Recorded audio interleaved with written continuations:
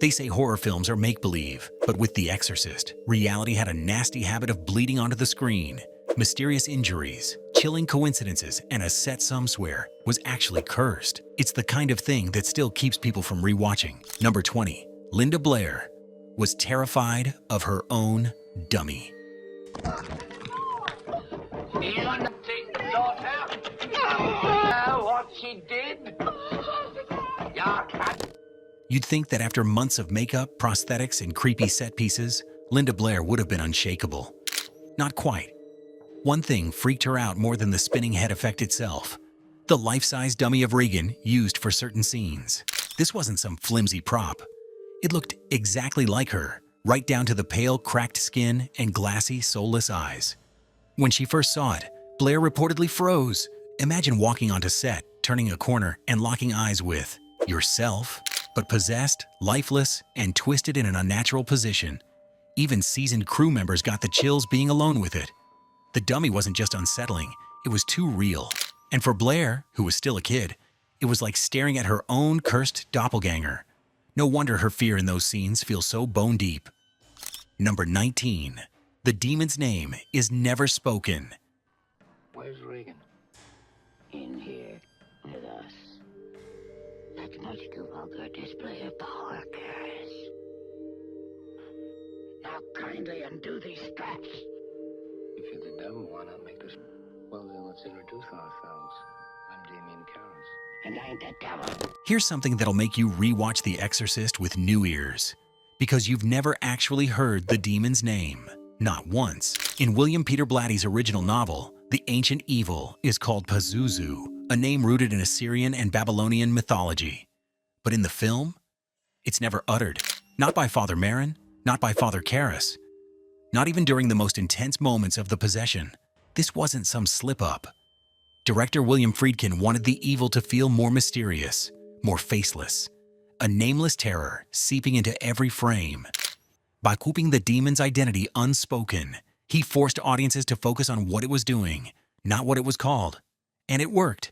Viewers felt an unnerving sense that this evil could be anything, or anyone. Of course, eagle-eyed fans may have spotted the terrifying Pazuzu face flashes in subliminal shots, but without a name to anchor it, the entity remains a shadowy, chaotic force. Sometimes the scariest monsters are the ones that refuse to introduce themselves. A bit like an AI voice reading a YouTube script we haven't met. We never will. Number 18. Max von Sydow endured a grueling 4-hour transformation to look decades older.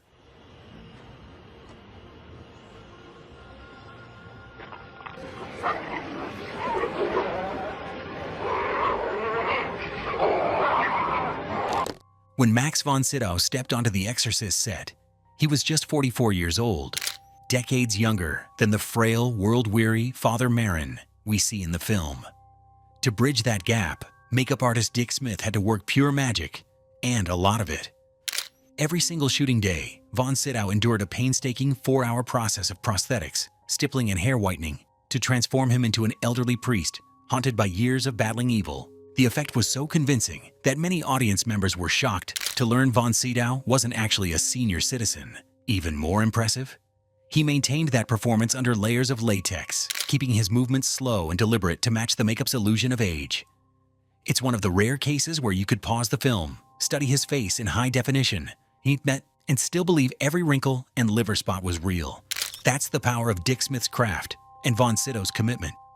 And if you think casting Merrin was tough, wait until you hear what it took to find Regan. That's in fact number 17, and it's a wild one. Number 17.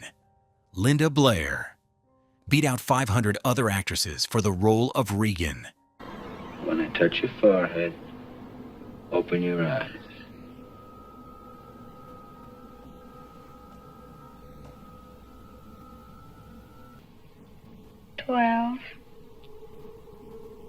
Is there someone inside you? Are you comfortable, Regan?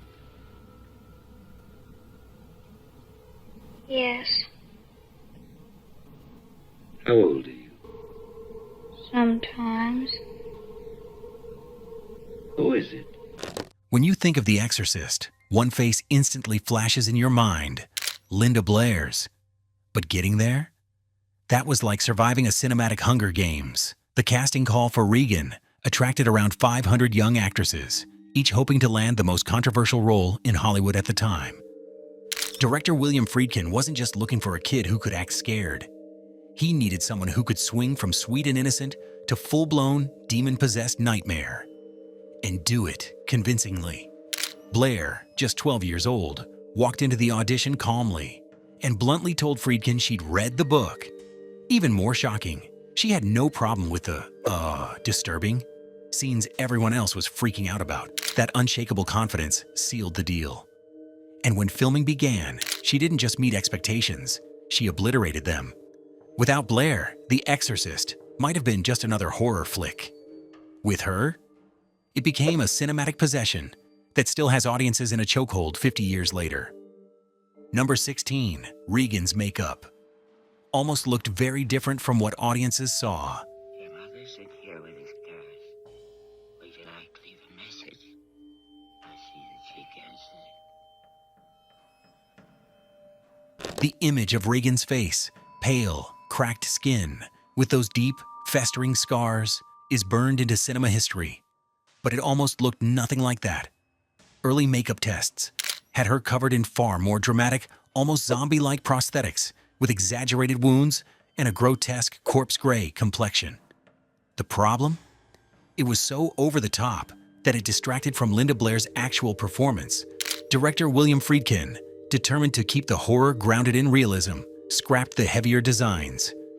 He wanted Regan to look sickly and tormented, but still recognizably human. Legendary makeup artist Dick Smith scaled back the effects using subtle latex appliances, painted discoloration, and carefully placed scars. The result was far more unsettling. She looked like a real child ravaged by something unholy, rather than a movie monster. That choice paid off. The understated approach made the possession disturbingly believable, allowing Blair's expressions to shine through, which in turn made the terror feel far too real. Number 15. The vomit misfire that nailed Father Karras right in the face. What is it? This was never supposed to happen. The infamous projectile vomit scene in The Exorcist was meticulously planned. A carefully hidden plastic tube, a prepared batch of warm pea soup, goo, and a target: Jason Miller's chest. The idea was to make it messy, but controlled. But then chaos struck. When Regan unleashed that horrifying spray, the tube misfired. Instead of landing on his chest, the vile green sludge blasted Miller square in the face and mouth. You can see it in the scene. There's no acting there. That gagging, that furious wipe of his eyes, that look of disgust, 100% real. Miller later admitted the taste was revolting and that he was not prepared for a face full of warm, stinking pea soup. Director William Friedkin, of course, kept rolling. Because why waste an accident when it's absolute cinematic gold? The result was one of horror's most unforgettable moments, born from a single, slimy misfire that left the actor choking, sputtering, and cursing his luck. Sometimes the scariest parts of a horror movie aren't scripted. They just happen. And in this case, it happened directly into Father Karras' mouth. And speaking of unexpected on-set chaos, the next fact proves you didn't need pea soup to throw a seasoned actor off his game. All it took was Linda Blair, a chilling performance, and one unforgettable moment that left Max von Sydow completely rattled. Number 14. Linda Blair made Max von Sydow forget his lines during filming. Fallen tyrant to the flames of hell, who sent your only begotten son into the world to crush that molding lion. Hasten forth that the enemy has no power over you. And the son who would be powerless to harm your mother's house. Holy Lord, Almighty Father, everlasting God, and Father of our Lord Jesus Christ, who once and for all, Lord, hear my prayer. The Lord be with you. And also with me. Even veteran actors aren't immune to being thrown off their game, and Linda Blair managed to rattle one of the greatest of them all. Max von Sydow, who played the seasoned exorcist Father Merrin, had decades of stage and screen work under his belt, but nothing prepared him for the first time he saw Blair in full demon makeup. When she turned her head toward him with those yellow eyes and that guttural growl, his mind went completely blank. He forgot his lines, and not just once. The intimidation wasn't just the prosthetics. Blair's unsettling presence, twisted voice, and the sheer commitment to her performance created an atmosphere so thick with dread, it momentarily pulled Sydow out of character. Director William Friedkin loved the authenticity of that stunned reaction. And it's why Marin's slight hesitation feels so real on screen. It wasn't acting. It was genuine shock. Number 13, Marlon Brando and Jack Nicholson were almost the priests. Father Karras, it's an honor to meet you, Father.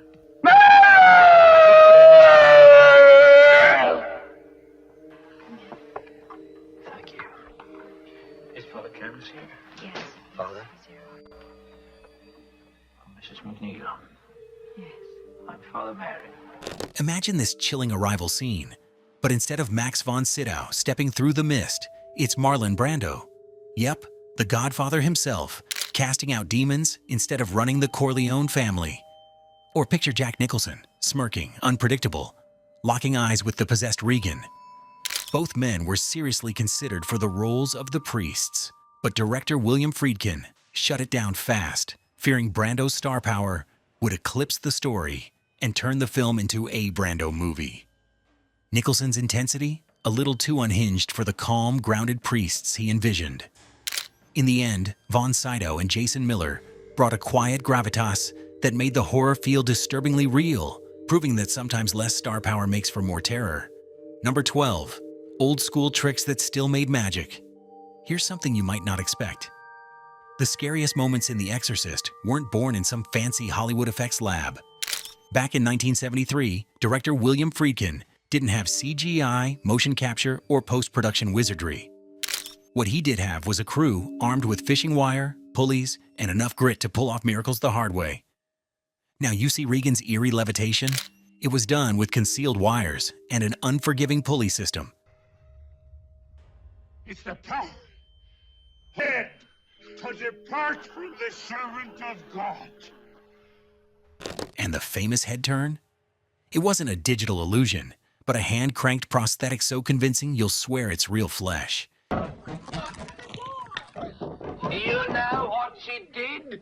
These effects didn't just look real. They were real. The weight, the movement, the danger of it all bled into every frame. So when you watch The Exorcist and feel your stomach knot up, remember, you're not reacting to pixels. You're reacting to good, old-fashioned, bone-rattling reality. Hold on, because the next fact reveals a blink and you'll miss it moment that might just be the creepiest thing you never noticed. Number 11. The white-faced demon was born from rejected makeup tests.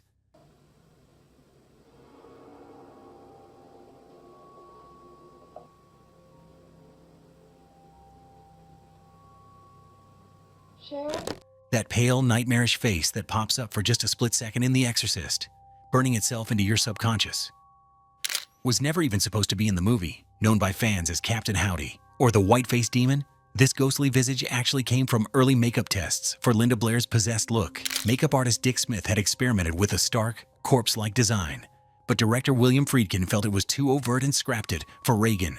Still, he couldn't shake the image. It was just too unsettling.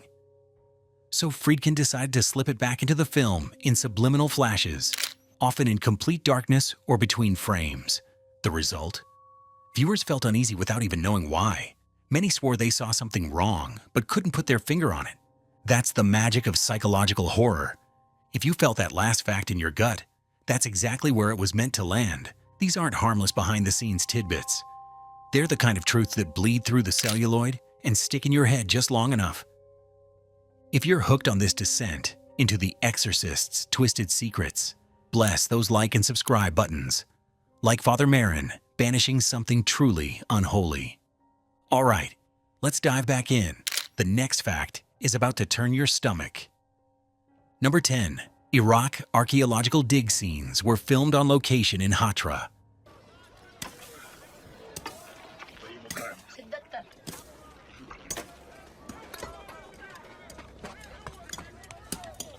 You got my shoes right here.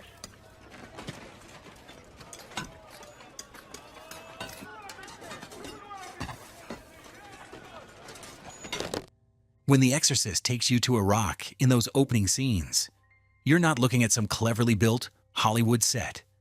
The crew actually flew to Iraq and shot at the ancient city of Hatra, a site that's over 2,000 years old and once served as a major fortress of the Parthian Empire. Hatra is now a UNESCO World Heritage Site, but back in the early 1970s, it was far less accessible. Getting a film crew there wasn't easy. Equipment had to be hauled through scorching desert heat, and communication with locals sometimes relied on gestures more than words. Director William Friedkin wanted that opening to feel grounded in history, and filming among Hatra's towering stone columns and weathered carvings gave the scenes a weight you can't fake. When Father Merrin walks through those ruins, you can almost feel the centuries pressing down on him and on you. Number 9. The creepiest scene you never saw for decades.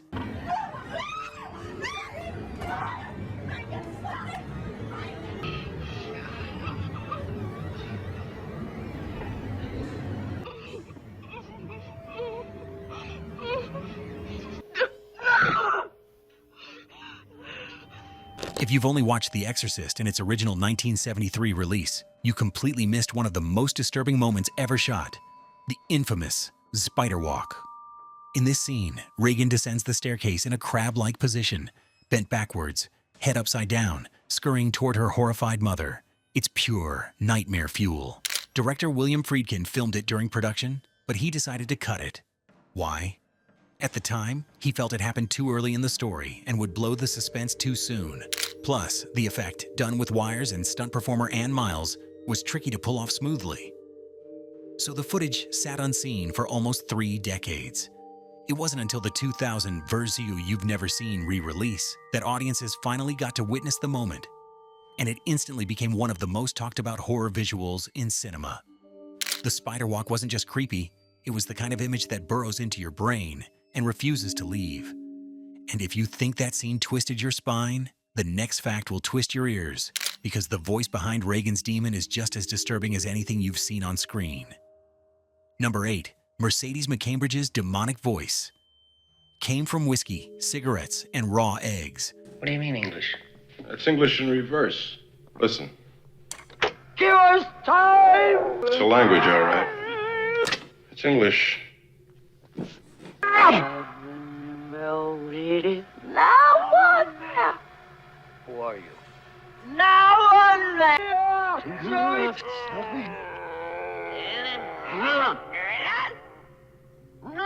Mercedes McCambridge wasn't just the voice of the demon in The Exorcist. She was a vocal force of nature. To achieve that gravelly, terrifying growl, she adopted a brutal preparation ritual. Before recording, McCambridge drank whiskey, smoked cigarettes, and even swallowed raw eggs to roughen her voice and give it a ragged, animalistic edge. Her relentless commitment left her vocal cords raw and strained, but that discomfort translated into the bone-chilling screams and guttural moans that still haunt viewers today. Every twisted word felt lived in, as if the demon was clawing its way out through her throat. That voice wasn't just frightening, it was a raw, physical performance, pushing every limit to create something truly unsettling. Number 7. Director Friedkin's slap got the real fear you see on screen. Are you sorry for Are you sorry for having offended God? For all the sins of your past life?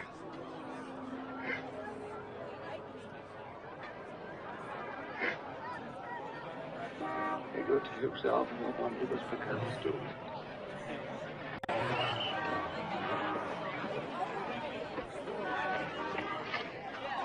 Push it!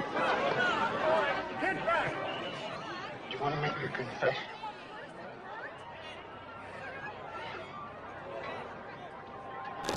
William Friedkin had a reputation for demanding authenticity, and sometimes that meant going off script. During the last rites scene, he wasn't happy with William O'Malley's performance as Father Dyer. So before shooting, Friedkin was said to have pulled O'Malley aside and asked, "Do you trust me?"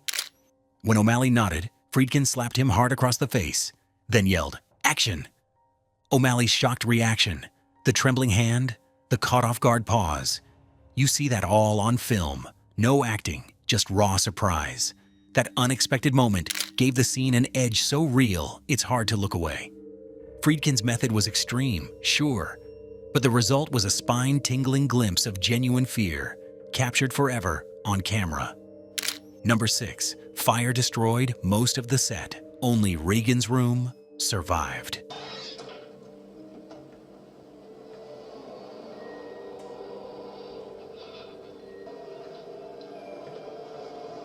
During filming, disaster struck. A massive fire ripped through the Warner Brothers studio lot, destroying most of the Exorcist's carefully constructed sets. The blaze consumed everything except for one haunting exception: Regan's bedroom. That singular space with its cracked walls, spinning crucifix, and dim lighting somehow escaped the flames untouched. It was as if the room itself was protected by something, somewhat. The rest of the production had to be rebuilt from scratch, delaying filming and pushing the cast and crew to their limits. This eerie survival added an extra layer of legend to the film. Regan's room, where the heart of the possession unfolds, stood alone, witnessing both cinematic terror and real-life chaos. That fire may have left the crew rattled, but the next incident left 1 star, physically broken, and the cameras captured every agonizing second. Number 5. Ellen Burstyn's back injury made her screams terrifyingly real.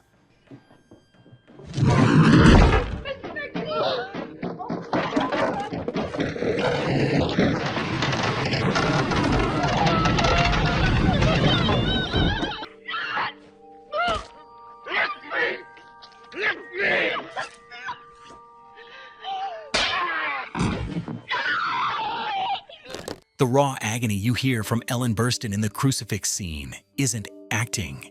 It's the real deal. During the intense moment when Burstyn is tortured and flung to the wall, she suffers a serious back injury. The position she was forced into, combined with the unexpected movements and tense atmosphere, caused her real physical pain.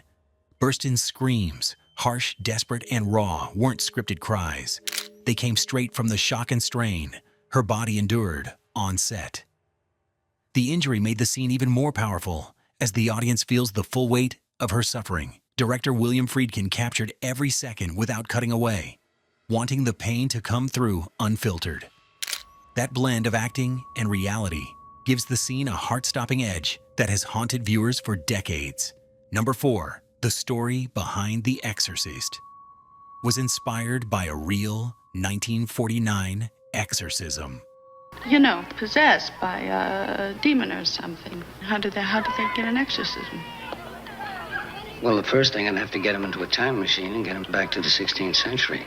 I didn't get you. Well, it just doesn't happen anymore, Miss McNeil.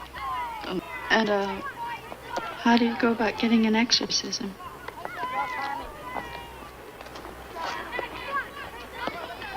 Beg your pardon? Big fun. The terrifying tale of The Exorcist didn't come from thin air. It was inspired by an actual exorcism that took place in 1949. A young boy, known only as Robbie, reportedly underwent a series of intense and controversial exorcism rituals in Maryland. Author William Peter Blatty read about the case in a newspaper and was so captivated that he decided to turn it into a novel. The real exorcism involved strange noises, violent outbursts, and unexplained phenomena that baffled everyone involved. Blatty's story took those facts and amplified them into the chilling narrative we know today. Knowing the source was rooted in a real event added an unsettling layer to the film, making audiences wonder if the horror was purely fiction or something far darker. Number 3. Linda Blair received death threats and needed bodyguards. Keep away! That's our...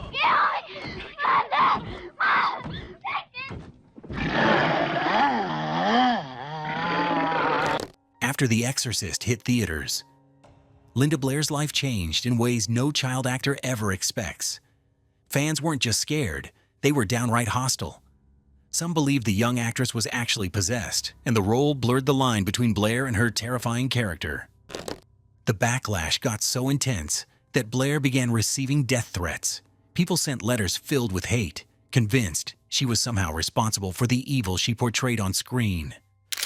The situation became serious enough that studios hired bodyguards, to protect the 12-year-old actress from angry strangers and obsessive fans. The horror seeped into Blair's real life, turning a young girl's breakthrough role into a nightmare of its own. That blur between reality and fiction made her performance all the more haunting and tragic. Number 2, the set was refrigerated to make actors' breath visible.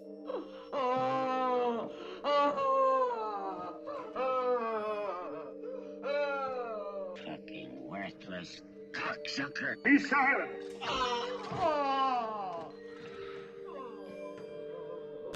To make the cold, haunted atmosphere of The Exorcist feel real, director William Friedkin took a surprisingly practical approach. He refrigerated the set. Sounds simple, right? But the goal was to make the actor's breath visible on camera. By dropping the temperature in the room where Linda Blair and the cast performed, their cold, shaky breaths puffed out in white clouds. It added a ghostly, almost supernatural layer to their performances, making every gasp, wheeze, and moan feel chillingly authentic. The actors weren't exactly thrilled. They had to endure hours in near-freezing temperatures, often soaked in sweat from the heavy makeup and prosthetics, while trying to act possessed. But that frosty breath became a subtle yet powerful visual cue for the horror building inside Regan and the room itself. And now, we've reached the final, most unsettling truth of them all. If you thought freezing the set was extreme, buckle up, because fact number 1 is real-life tragedy. Number 1, 9 deaths were linked to the production. Did you know my mother died recently? Yes, I did. I'm very sorry. No. Is Regan aware of it? Not at all. Aside from the loss of lives portrayed in the movie, The Exorcist became infamous for the real-life darkness that followed its making. Over the course of production, and shortly after, 9 people connected to the film died under mysterious or tragic circumstances. Cast members, crew, and even animals involved in the shoot were affected. Some deaths were freak accidents, others heartbreaking illnesses, and a few were unexplained, all adding to the growing myth that the film was cursed. The intense atmosphere on set, combined with the heavy themes of demonic possession, seemed to pull misfortune in and refuse to let it go. One of the most chilling stories involved Jack McGowan, who passed away shortly after filming, leading many to believe the film carried a deadly weight. The string of tragedies only deepened the film's legacy, blurring the line between fiction and the dark reality that haunted everyone involved.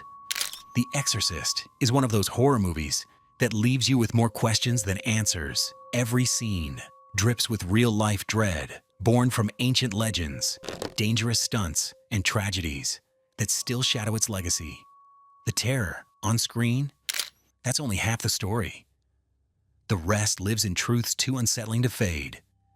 If you're already feeling real weird and are bold enough to keep that fear rolling, look at what we've got coming next. There's something lurking in the water. But it isn't safe at home either, because it's the night he came home. Wow, that was weird.